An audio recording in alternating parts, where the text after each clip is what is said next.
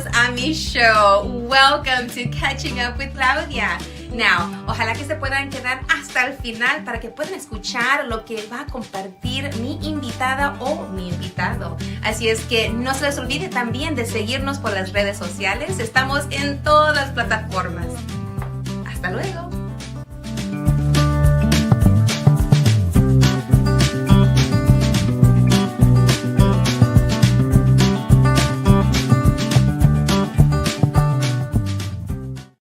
Hola, ¿cómo están? How are you doing? I just took a sip of my tea, but I'm going to take another sip because I really love my mug here. It has one of my sheroes. You might not recognize her, but this is old Ann Richards, I think the only woman governor we had here in Texas. But let me take a little sip before we start. All right, so welcome to the live stream and recording of La Super Comadre Claudia and the Claudia Macias podcast. Now, if you're joining me for the first time, well, this is just a time and space to share ideas, share what I'm up to, share invited guests to have amazing things to share, maybe a platform, maybe an organization, maybe a movement. And it's all for the benefit of humankind. Now, you may not always agree with what I say or what I share, but that's okay because you can always turn it off. But even if you don't agree, stick around. I don't know. You might walk away with some new information or some information, or you might walk away, I don't know, even more mad, but that's okay. So if you're new here, once again, welcome. I'm a mom. My background is education. My 9 to 5 is the mental health space. So that's the work I do. And boy, do I need it myself these days. Been a teacher, been an administrator, worked with many students in many districts. Love doing that. And a little bit more about me. I love to take naps now. You know, if you've been following, I'm in my cincuentañera era, meaning I turned 50 already. And all of a sudden I get really tired and I need naps. Now I understand why my aunts and uncles and my parents, when I was younger, they would get together like for family gatherings. And next thing you know, they would fall asleep on the couch. Well, now I'm experiencing that. So I love taking little naps here and there. I love to dance. I love music. That is what keeps me going day in and day out. So welcome. And for those of you that know me, welcome back. All right. So before we get started, I just wanted to say thank you to the amazing Liliana Elizondo, who is behind Radio Cristal USA. She is always creating new things and ways for us to promote. And she created this really cool app or button that you push or you click on, and it takes you to like my page of some sort with all of the recordings of past shows. And I think it's so amazing. So if you haven't had a chance to watch some of the past shows, you know, click on them. You might be surprised. There's a lot of people in there that I've interviewed, and it was really cool to go back in time and see it because right now I'm doing what I can to stay sane. You know, it just seems a little upside downish right now. I don't know if y'all have seen that show Stranger Things. I never watched the whole thing, but I remember hearing about the upside down, and I just feel like we're in the upside down right now. I'm not going to mention like what's been happening because you've been keeping up with the news, but yeah. And there's some things that are being shared by this current administration. I'm not going to even name the person. I'll just say the person in the White House, and that's it. That's how they're going to get. And I just kind of befuddled. I don't even know if that's a word, but that's what I'm feeling right now. But you know, doing this show, doing this podcast, bringing people on brings me joy. So I am committing to not letting my joy be stolen and continuing to elevate stories and people and amazing events and, you know, connections, because that's what we need right now. We need to connect with ourselves, connect with each other, and find joy and push through these dark, crazy, befundling that I think just made up a new word, times. So so that's where I'm at, you know, and being, you know, guys, you know, I've been sharing also about my menopause journey. And this is something that every woman goes through. Okay. So I'm also sharing this platform on my platform, sharing this because it's got to be known that, you know, we all go through that. different variations, of course. I got hit with everything that has to do with menopause, and not just hot flashes, but everything in the book. But, I'm in my cincuentañera, my hot flash era. And, I just forgot what I was going to talk about. That's actually part of going through menopause, is that you forget what you're going to say. Well, oops. Well, anyways. Yeah. So about that, I forgot what I was going to say, but anywho, welcome. Oh gosh, what was I going to say? It was really good. Okay, never mind. It'll come to my head, and at some point it'll pop out of my mouth, and that's part of being in menopause. But anywho, oh, I remember now. I never thought that in my wildest dreams or visions or future thoughts that I would be sitting in a current administration that we're in, raising 2 teen girls that were born during Obama's presidency, because I have 2 Latinitas, and for them to be born during his administration, all I thought about was how amazingly the opportunities were going to be for everyone, not just the people that have always been in power per se, or the majority of the people in power, but that I gave birth during a time when I was like, yes, this is someone that, is in the community, or I'm close to this community, an African-American person. And I'm like, and we're little brown people. So yes. And so I never thought that I would be sitting in the time that I am now, worried about my girls' future. Not so much of their educational ability or are able to get into a program, but just, well, maybe even that, but their safety. That I'm going to have to make sure that my girls can not only defend themselves verbally, academically, but also physically, and have a thick, almost like I have to make sure they have a thick skin, because they will hear things and they will experience things that are connected to what's being said right now and what's being portrayed. That there are people that are disappearing, that are being taken from their homes, taken from their jobs, because they're undocumented. And even then they look undocumented, and now they can take people because they look like me and then question me later.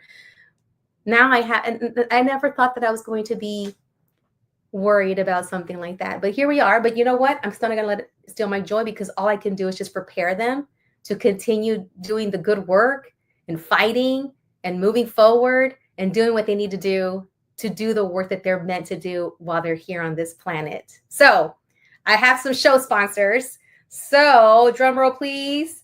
Liliana, bring up my show sponsors, because I want to share the amazing Chris Vignon with his media studios. If you need to get some pictures done, please contact him. He does all of my work. He works with you. He has fabulous ideas, and he always has art openings as well. So go ahead and check him out and book him for your needs. And my other sponsor is Ilsa's Glam Boutique. So she's always glamming me up. She's always giving me, stuff to wear, whether it's bracelets or rings or earrings. And I don't have any of it on right now. But typically when I go out for an event, I'll put it on. But get glammed up by Ilsa's Glam Boutique. She has pop-up boutiques that show up all over town. Just follow her on Ilsa's Glam Boutique page, and that way you know how to go and find her and get glammed up. And also another one is Cookie Face Cosmetics. Now, yes, I have her stuff on. She is always making sure that I'm set up. She mails me items. She mails me eyelashes, lip glosses to try. And her cosmetics line is growing. So go ahead and get yourself glowed up by Cookie Face Cosmetics. And Men Awake. If you are going through menopause, or you have a loved one that is your wife, your auntie, your cousin, your prima, your somebody that's a woman that might be going through that, connect them with Men Awake. I use their products too. I use it all. All right. So those are my show sponsors. Now, speaking of keeping my joy and staying focused on the prize, which is hopefully we will take care of all of the doings that have been happening under this administration.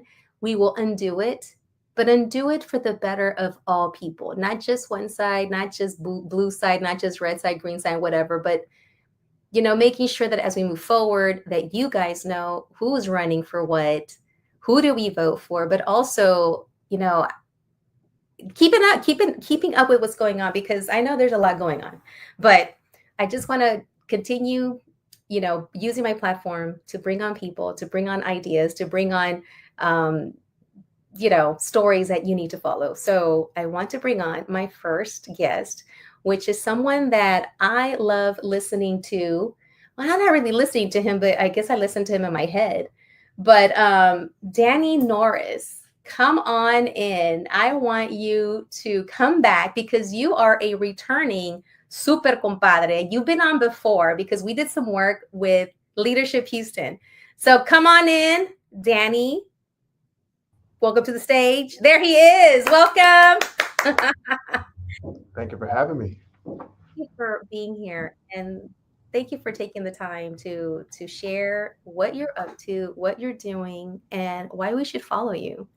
So, last time we talked, Yeah, I think last time I think we were in the studio, and I believe we even did a yes, segment with our shoes off, if I yes, remember we right. did. We were doing shoeless segments. Yes, yes, yes.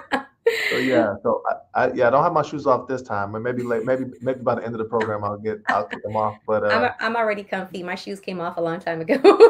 but yeah, yes, I'm Danny Norris. I am a former, actually, Claudia and I met through Leadership Houston. Yes. I'm a former county school board member for the Harris County Department of Education, and Claudia and I have actually worked, talked, and had some discussions in that space, in the education space as well. But I resigned from that seat to run for state rep because apparently county officials, there's a law about county officials can't run against state officials. So I'm running for Ah, state rep for the Texas House District 142, which is basically the northeast side of town. Goes from the east edge of downtown from Fifth Ward out to about Lake Houston. So it goes as high as 1960s, low as just under I-10 on this side of town, and goes.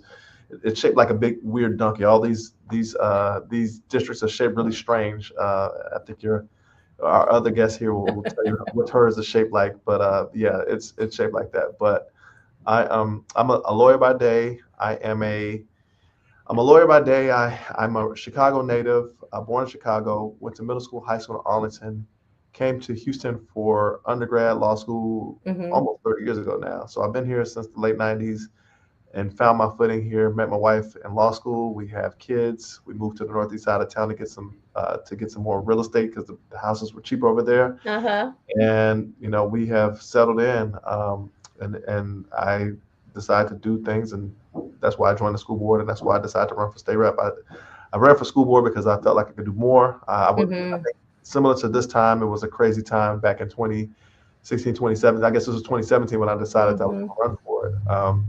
It was a crazy time like now for Yeah. similar reasons.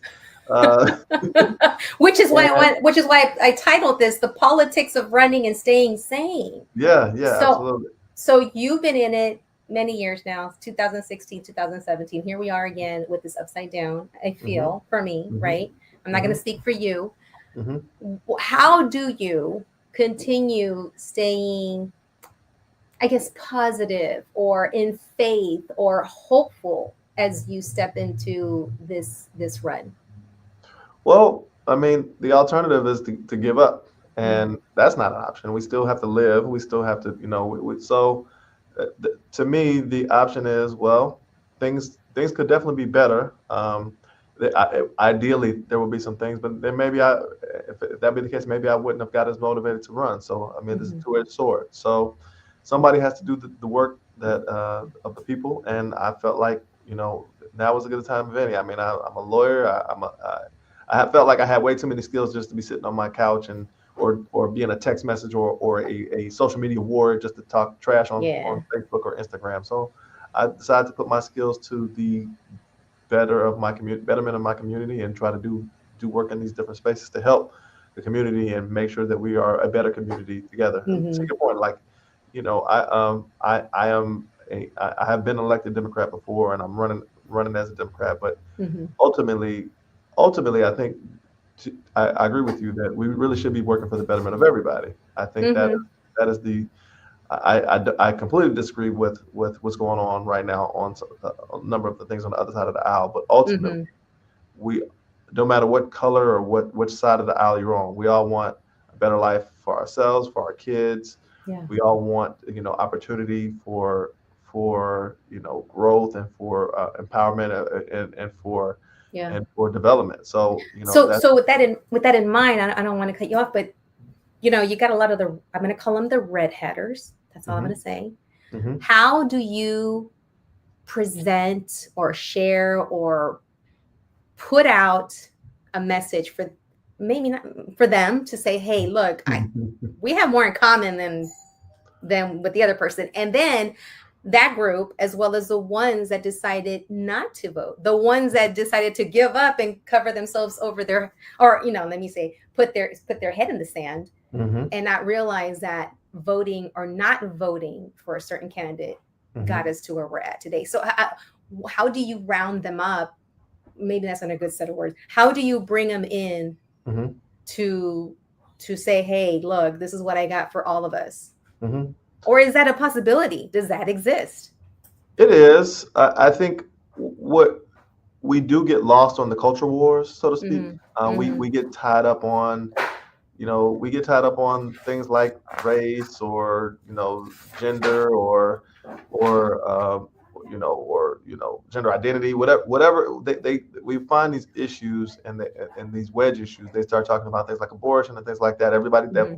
these issues that people fall very different sides of, but ultimately, like I said earlier, Mm-hmm. ultimately those issues are in our daily lives are not the biggest issues. Our daily issues typically like, okay, I need to put gas in this car, I need to put food on the table, I need to eat. I think we all need to eat. So I mean, those are things that we need to do on a daily basis. I think Yeah. I don't wake up thinking I gotta be black, or I gotta be Yeah. straight, or I gotta be whatever. I gotta be a Democrat. I just wake up Yeah. thinking I need to eat, or I need to pay a bill, or I need to make sure that we have a place to live. Yeah. And that becomes the focus of what's really important versus whatever culture war that Mm-hmm. I think a lot of people like us to join. There's a history for that. I think a lot of people don't realize that, once upon a time, before race was an issue, I think it was realized that, wait a minute, these poor people are poor, no matter Mm-hmm. what race you are, and not being able to buy anything is an issue. So no matter if you were poor and black, poor and white, poor and whatever, poor and native, I think in the colonial days, that when they realized, wait a minute, but all these people kind of teamed up and said, wait a minute, we're poor and they're not, and they are hoarding all the resources, and they had a rebellion, and Mm-hmm. after that it became okay, well, let's stratify this society a little bit. We're going to make it where we're going to give a little bit of rights to these people and less rights to these people, and we're going to let them fight it out, and meanwhile we're going to kind of just collect the top of this. Yeah. Yeah. From the top. Right. So which is when you talked about in social media earlier, right? And being a warrior on the keyboard. I do follow, and I love what I'm seeing when you put, so this week.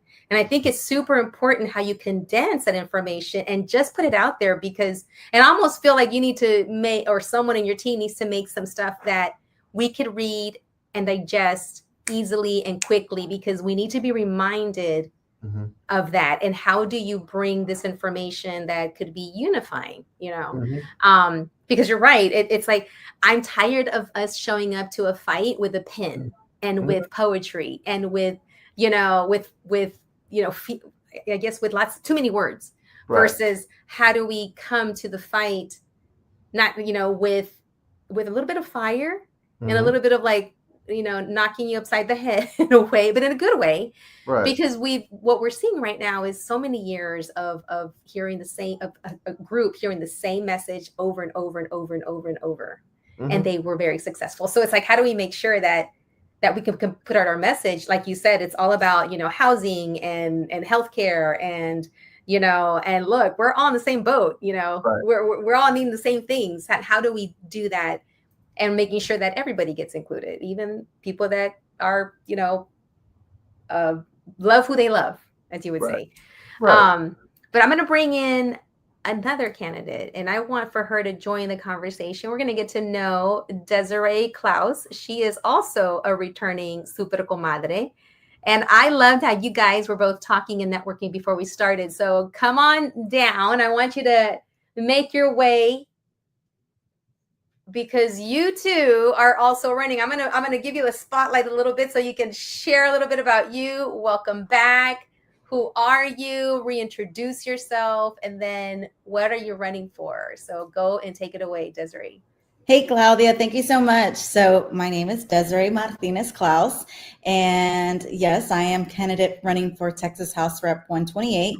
You might ask where that's at. So just to let y'all know, that's over here in Baytown, Texas area, close to also Crosby, Huffman, Deer Park, LaPorte. So if you live anywhere near those areas, you're in District 128, if you didn't know.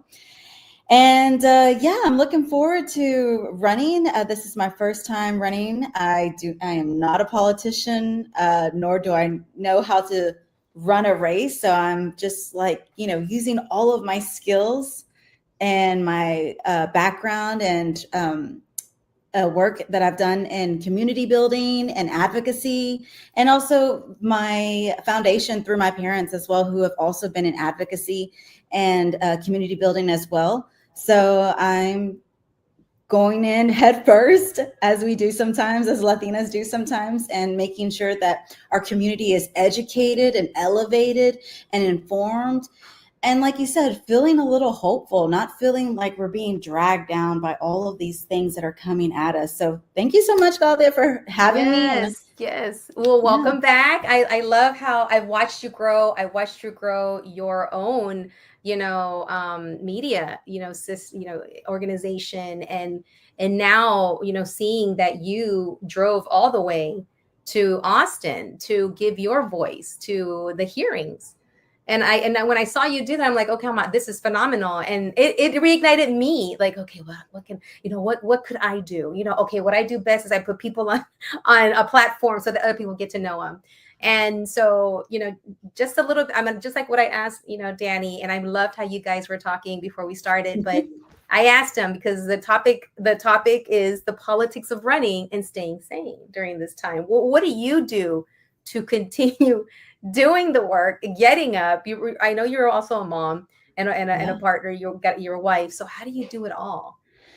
Yeah, what do you do for you? Yeah. Well, I think what entrepreneurship has taught me and being a small business owner has taught me is that, we have to fill our cups up first. Mm-hmm. So when I decided to jump into putting my name in this race, putting my hat in the race, I knew that I was going to have to create some type of new self-care plan, something new for myself. And so I actually got a trainer. I have a personal trainer right now, and I'm working out 3 days a week by myself, though. He's guiding me. He's helping me. I know how to do the weights and all that fun stuff, but I've kind of committed to myself at least 3 days out of the week to take care of my body, my health, my mind, because I am a mom. And so sometimes I will run until the tank is empty and I will forget to fuel my cup and to fuel my engine.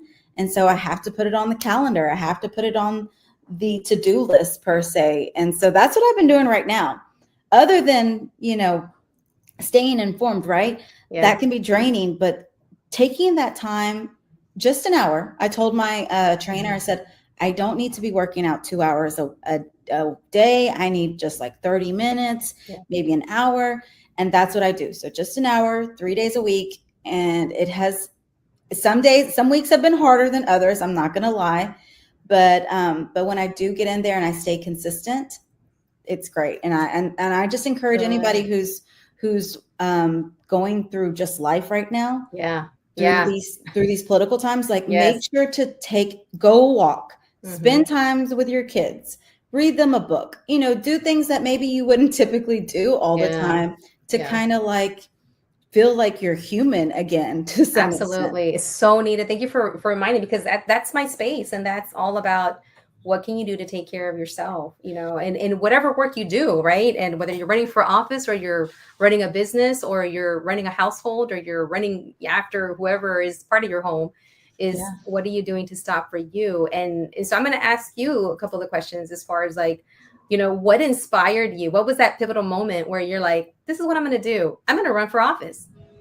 Yeah. What was that moment? Well, you mentioned earlier about me driving to Austin. Mm-hmm. I still didn't know if I was going to even like what was my purpose, right? What was my call? I was having this calling per se, being pulled into this direction, and I felt like, okay, let's go to Austin. It was spontaneous. I left, made the decision in one day, less than 24 hours, drove. Luckily, I have family that lives in Austin, so I had a place to stay.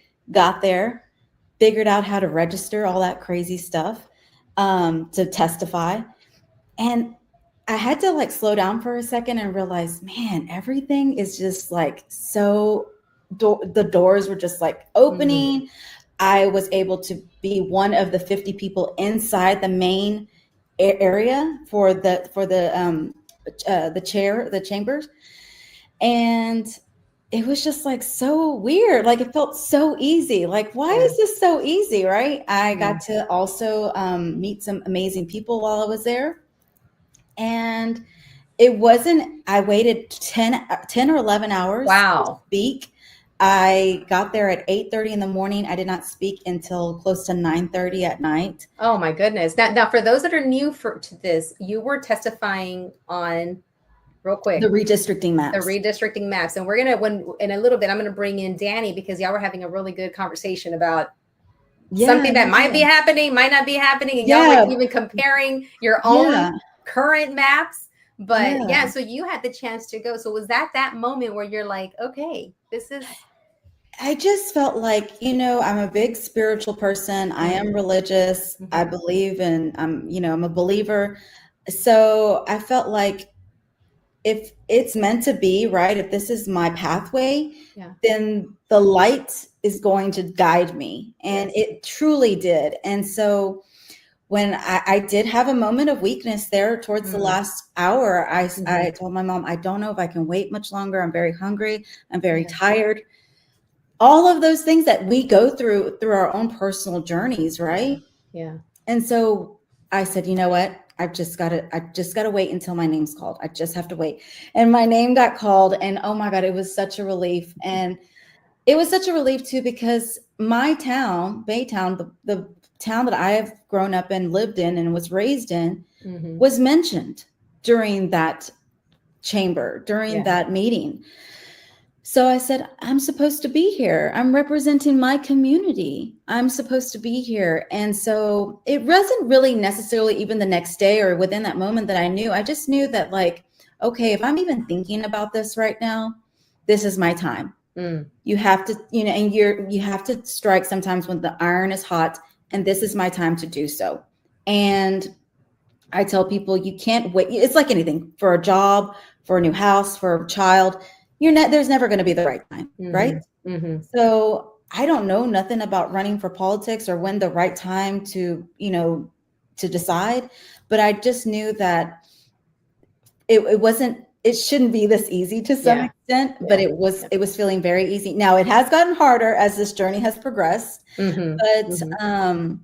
but I just know that this is where I'm supposed to be. Cool. And I really feel like if it wasn't meant for me, it wouldn't be. And I'm so glad it is, because I've been able to really hone in on those things that I'm so passionate about, right? The things that I love. And so I'm very grateful. And the day that I decided to tell my mom, she was like, huh?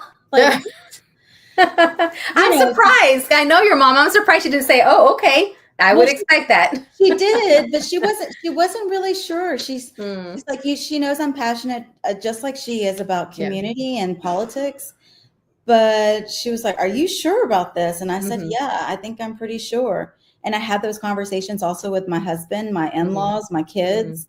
And I said, hey, like, I mean, this is kind of where I'm at right now. Like, and they gave me their feedback, but they kind of also knew, like, oh, it's a train that's moving, and we're going to have to just hold on. And the apple doesn't fall too far from the tree, because I know your mom was a leader herself. Yes. Making sure that she was stepping up and standing up for those that needed a voice. Yes. So she shouldn't be surprised. She shouldn't be, but still. I think verbalizing it, right? And Yeah. and then realizing like, oh wow, okay. Because she never really wanted to get into politics either. And you know, one of the moments that was really impactful to me, that is kind of related to this journey, was I was at the Texas Monthly Taco Fest this summer, and it's just a wonderful event, a cultural event, eating tacos, all that fun stuff. And I saw the Mexican flag. Oh, like I have the Texas flag here, right? Yeah. But I saw the Mexican flag there, and it made me think of all of the people that were in fear of their life. Yeah. Just being in the presence of our community. And so for me, it really impacted me seeing that flag and saying, you know what? I'm not going to let fear define my community anymore. Yeah. I'm a third generation Mexican American, and I'm no longer going to let fear hold us back. Yes. Because we have to fight.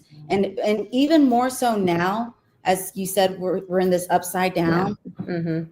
And this might sound a little too crazy for some, but our democracy is getting taken away from us bit by bit every day. Which right there, hold that thought. I want to bring in Danny now into this conversation. Yes. Our democracy is being taken away day by day. Danny, okay, now I'm going to open this up because I have a question for both of you. Are we in a constitutional crisis now? Absolutely. Yes. Right? Yes, absolutely. Okay. I just want to make sure, because I feel like we haven't sounded the alarms as loud as we should. Are we being overshadowed by the rally that happened in Arizona last week? I don't know what that was by the Red Hatters. Well, what's happening that we're not? Am I missing something? Am I not paying attention to the news enough? But I feel like we are in a constitutional crisis.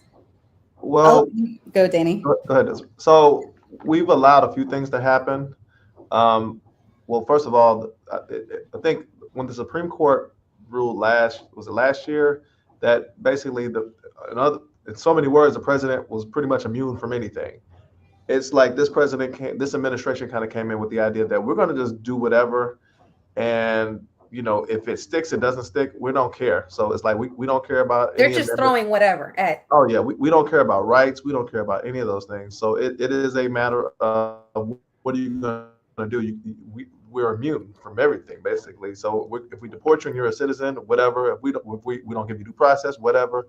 If we don't give you your First Amendment, Second Amendment, we don't give you any of your rights. We don't like you, whatever. And it has been a complete circus. And I mean, the courts are somewhat holding a little bit on some of these things. Some of the blatant disregards are being kind of reeled back a little bit. But I mean, at this point, there's really nothing from the administration basically saying, well, we're going to just do it, and see us later. What are you going to do? So wow. It's a very interesting time that we just have a very emboldened administration right now. It's like, and they basically feel they can do whatever, and there's not many points of pressure that are people or groups that are willing to stand up. They're gonna basically tell universities, we're gonna want you to do this, or we're gonna strip your funding. And what else are you gonna do? So we're being we're not hijacked. What's the word? We're like when they take you hostage. Desiree, yeah. Thoughts on this, Desiree? It's been held hostage at the whims of this administration. They are trying to reformat it in whatever they see fit.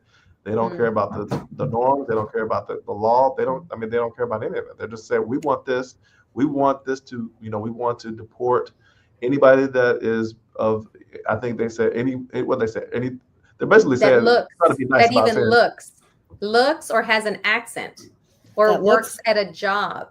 Or looks like they have a lower income job. They need to go ahead and be honest. I think sometimes it slips out and just say, we just want some white people. Look here, we don't care about and people who believe. They just need to go and say it. There aren't so many words. They say, I think even the young man who I won't even bring his name up, but it may give you some more views. But I think even he had some statements about like first world, no immigrants from non-first world. So basically saying no black and brown countries. We can mention it. I'll just say that person that had a rally /memorial/funeral that I don't understand. That's why I talk about the upside down, is how do we right side this up?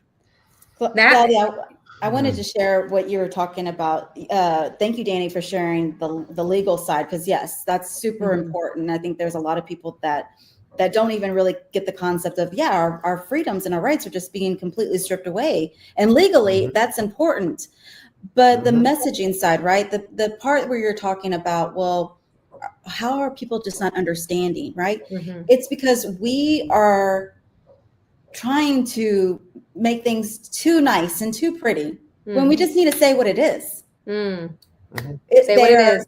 Say what it is. It is. They are fascists. They are far right, conservative Christians.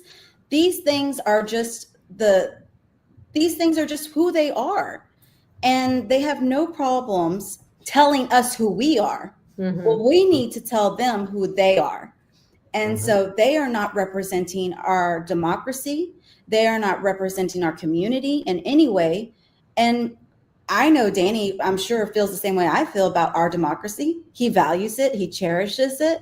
And so when the community members out there, people watching on media or whatever, or TV, they say, "Oh, you're being, crazy, or you're talking crazy, or you're too radical."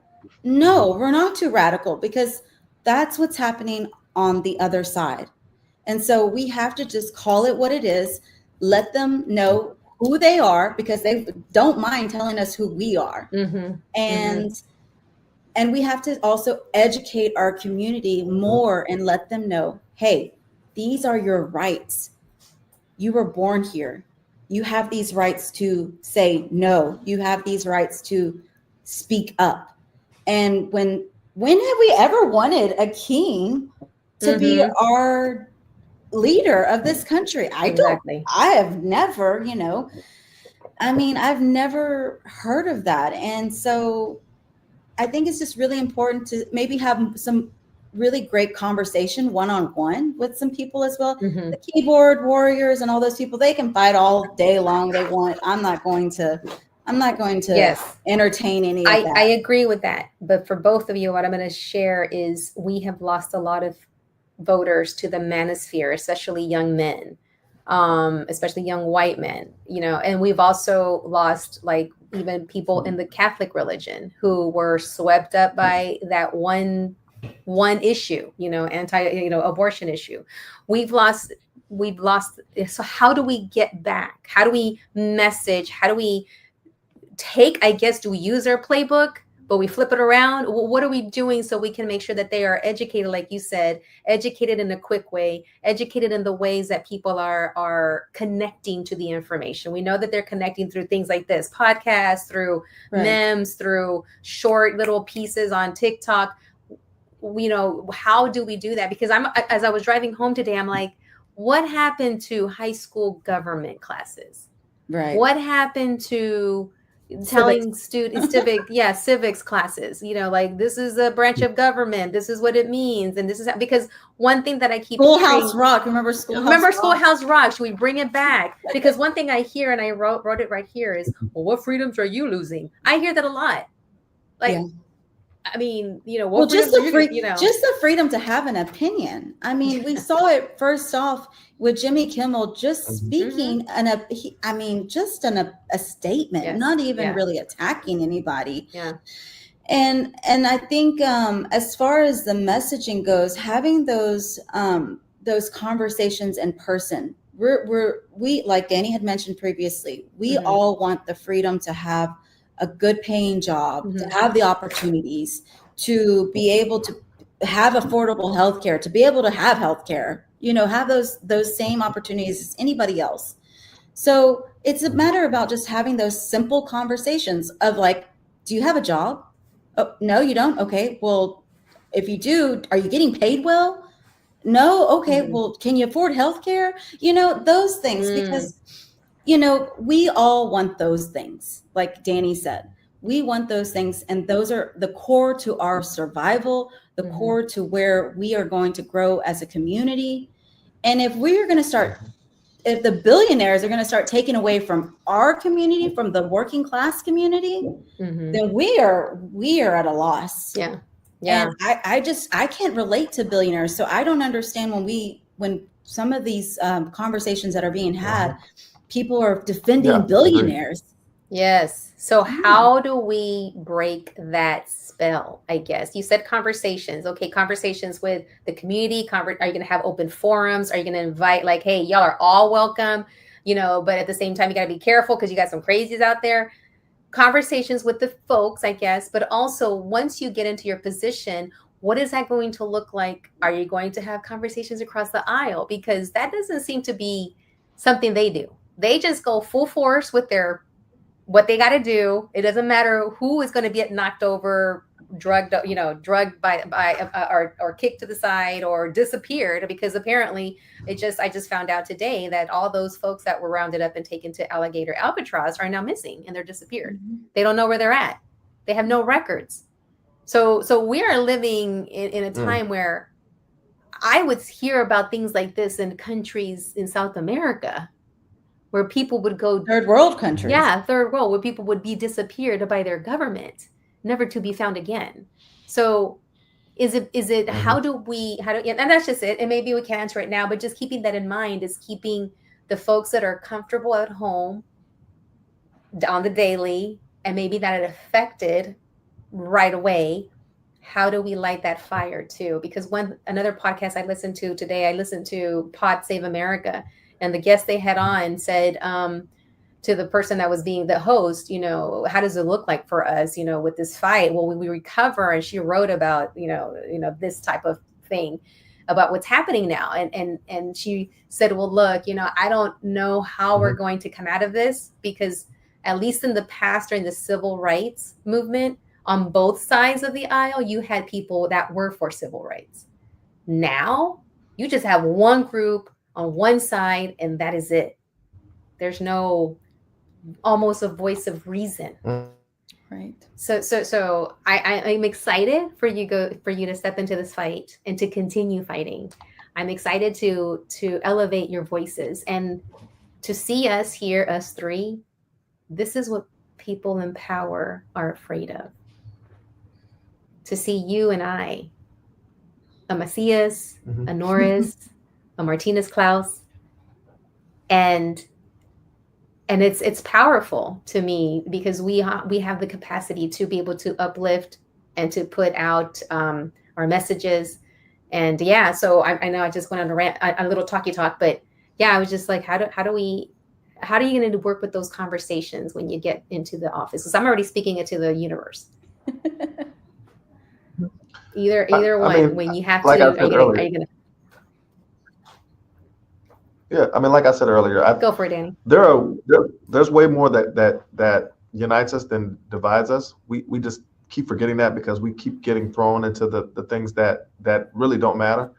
I think that it's worth going back into. I mean, I abhor a lot of the things that are being promoted or being divisive. But at the end of the day, like I said, it's about, we all can relate on. I want opportunity for myself, and I want opportunity for my kids. I think that's universal. Or if you don't have kids, maybe for your family, your niece, nephew, cousins, whoever. We all want opportunity, and we don't want anything that potentially hinders that opportunity. And I think that's realizing that actually, like I think Desiree was basically saying, this is if we're really paying attention, all these little cultural war issues are being thrown around. Meanwhile, the billionaires are getting their tax cuts. So they like us fighting. We're fighting over the scraps, and they're getting huge cuts. And they're like, well, y'all can fight all you want. I just got $1 billion tax cut. I'm feeling great. So, I mean, and meanwhile, we're fussing about which bathroom who's going to go into and all these other things that at a daily basis, like, and it's like, that's the real issue. I know people from all the communities, and it's like on a daily basis, everybody's worried about opportunity and ability to move forward and to be able to live the way they want to live and to pursue whatever dream they have. That's what people want to do.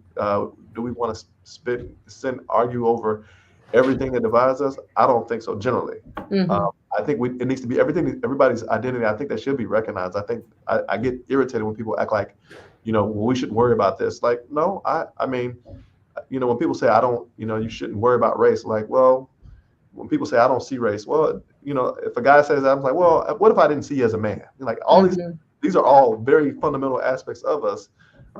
At the end of the day, it's not no one thing defines us, but it's all part of us. And I think we should celebrate all of our uniqueness and be able to live out life fully. And I think that's the idea. And how do we do it? It's going to take a lot of education, because clearly we have not done it properly. Where we are, I think that was one of the other reasons I decided. I was like, well, clearly we're not educating people very well to end up in this situation where we think this is the best route. We kind of find ourselves here. How can we have done better? So clearly we need a better education campaign. And it's going to be, it's going to realize, I don't know if America needs to hit rock bottom before we get to the point where we realize maybe we need to. I know. I mean, I don't know. We're not there. Don't say that, Danny. I mean, you mean this is not rock bottom yet? Every time I think it is, we keep right. There's another level. Like, another level gets opened up. We're like in a game, like a video game or something. Like, oh God, could we go even lower? Like, oh no, never mind. Wait, let me not. Hold my beer. It's like, hold my beer. Here's something else. Yeah. And I'm the eternal optimist, by the way. I'm always like, well, me too. I'm an optimist, so it's like, but I'm like, man, have we seem to keep like being a glutton for punishment. So maybe does it not hurt bad enough yet? Because I feel like we really do need to have a come, so the old black folks would say, come to Jesus moment. Jesus, we need to realize, like, this is not working. Whatever we're doing here is not working for us. It's working for other people. It's working for some people, but not us. The thing is that even the ones that are following the red hatter mentality or the orange one, it's not working for them. No. Like if you ask them when they say, "Oh yeah, we're winning," what are you winning? Just because people are rounded up, you're winning. It's just a feeling, and that's it. Because they're gonna, if they got insurance through a company, they're about to get slapped with some high premiums.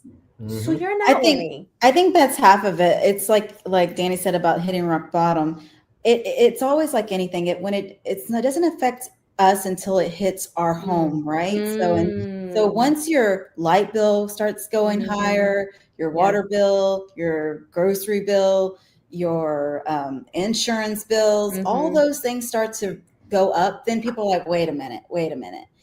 And for me, I just know that, like, I'm an entrepreneur, so my income is very unstable at times. I am trying to get contracts and clients and all this fun stuff. And so I can't imagine also, having to be a single mom. I'm not a single mom, thankfully, but at the same time, there are a lot of single moms out there that are living off of one income, and they can't make it. They can't get the benefits that they need for their families and their children. So how does that seem fair that the billionaires get the tax cuts, but yet single moms can't even get the opportunity to have affordable childcare so they can work? A good thing. Yeah. It's not even about like, so they can go out or do something. No, it's about working.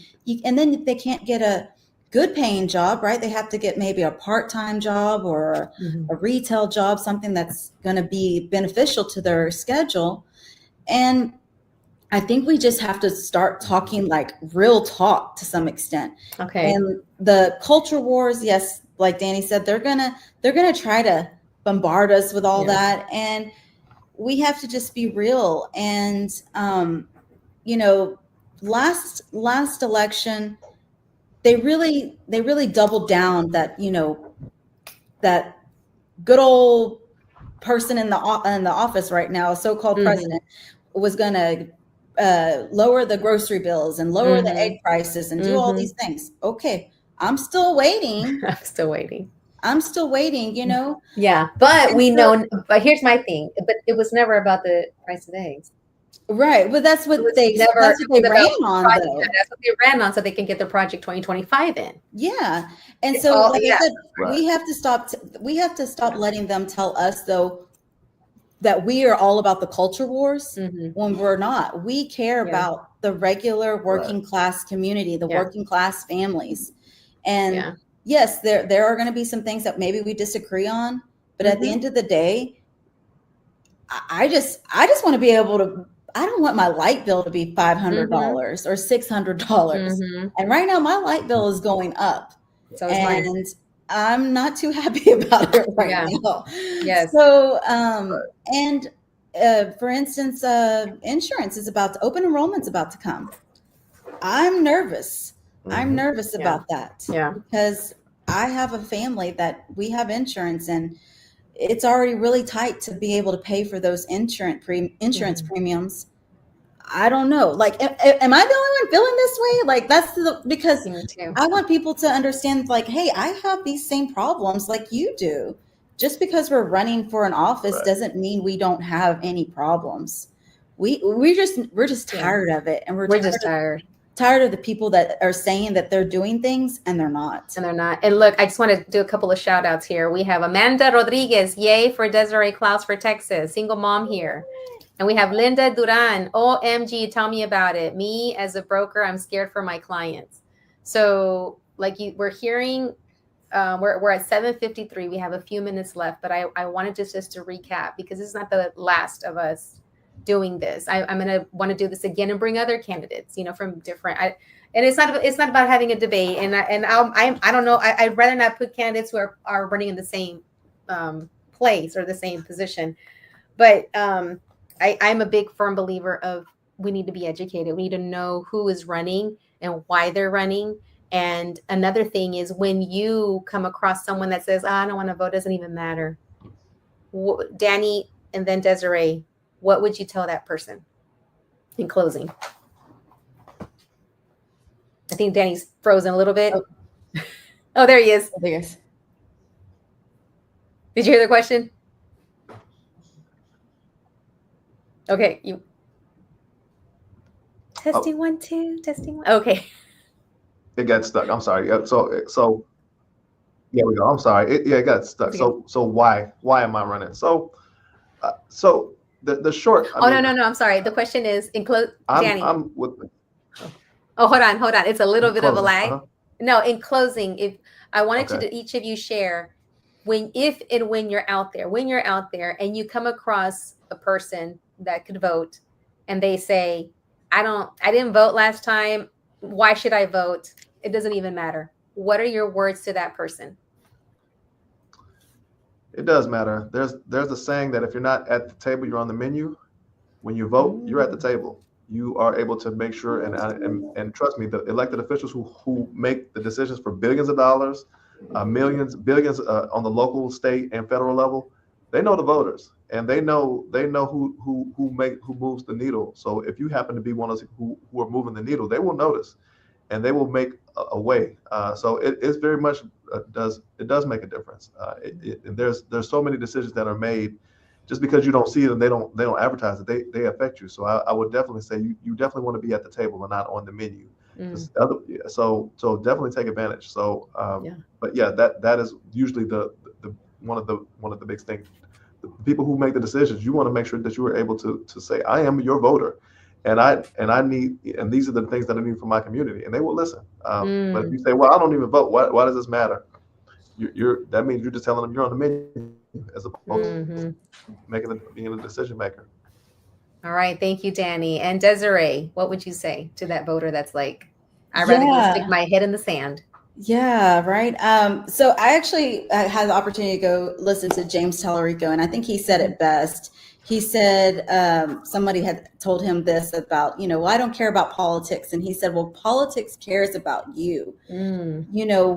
Everything that is involved in politics, people don't know, from your health insurance, from your car insurance, from your school districts, from everything that you do in life, even buying those eggs at the grocery store.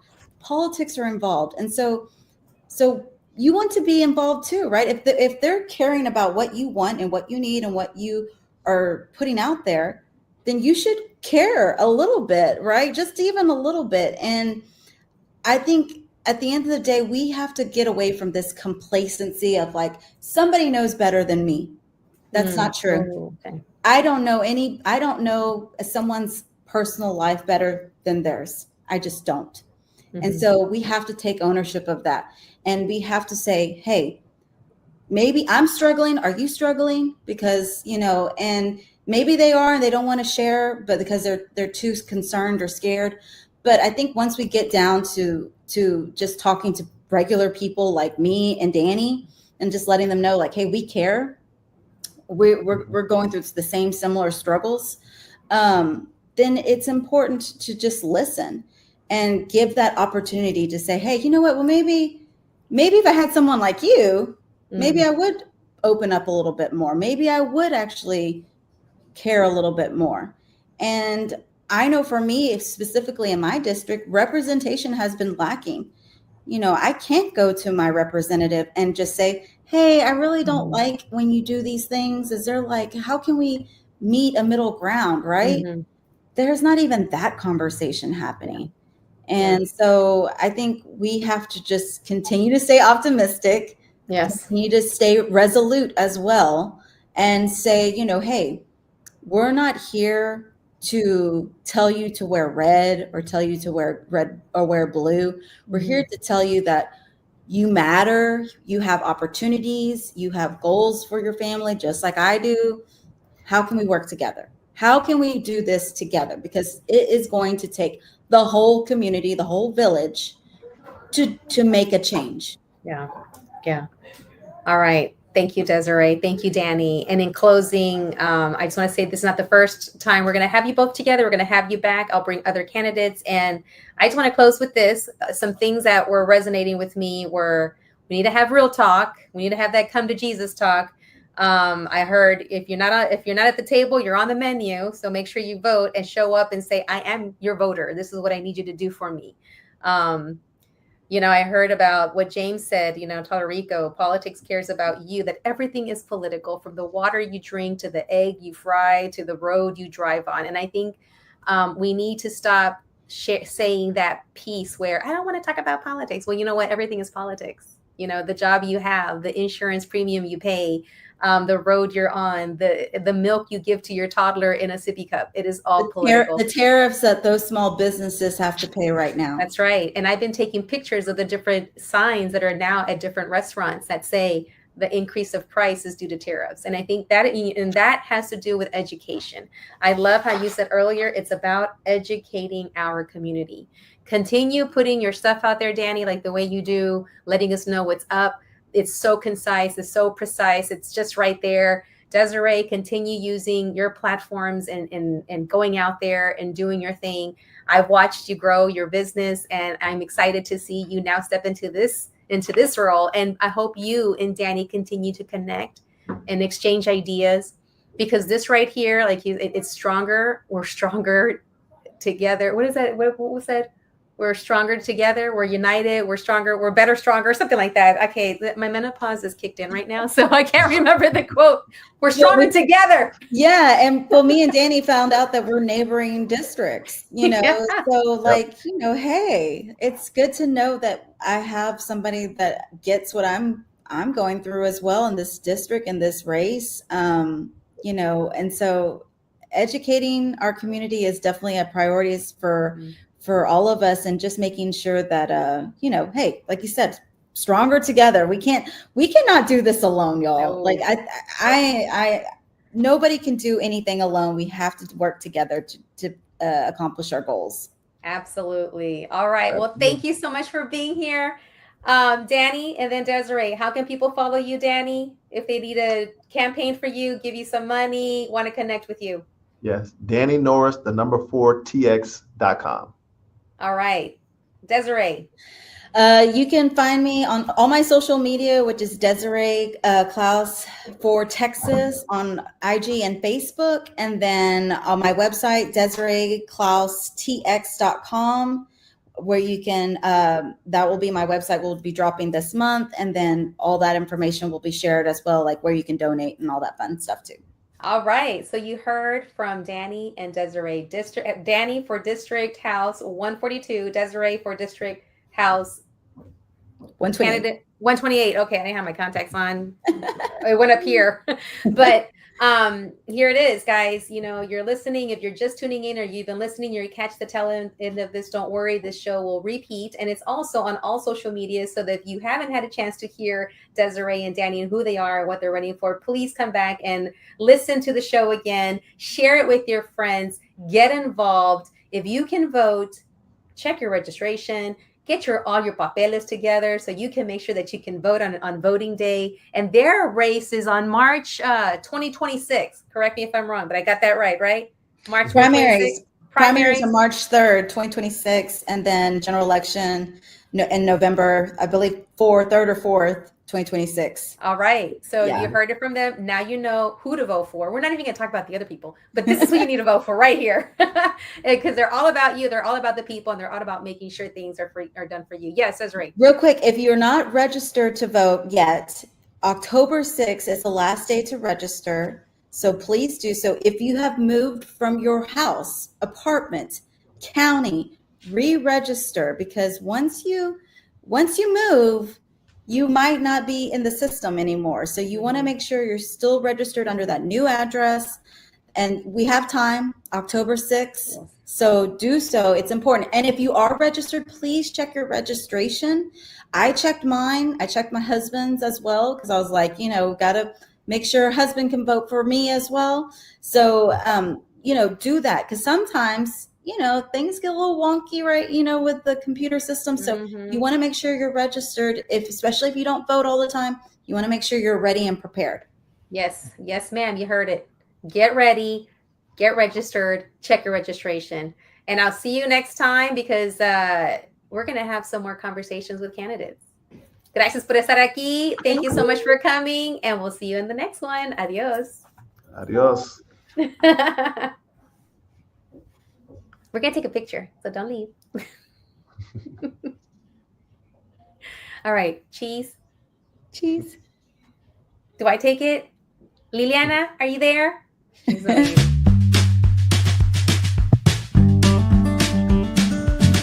Gracias por haber estado aquí en el show Catching Up with Claudia. ¿Ya terminamos? Okay, bye.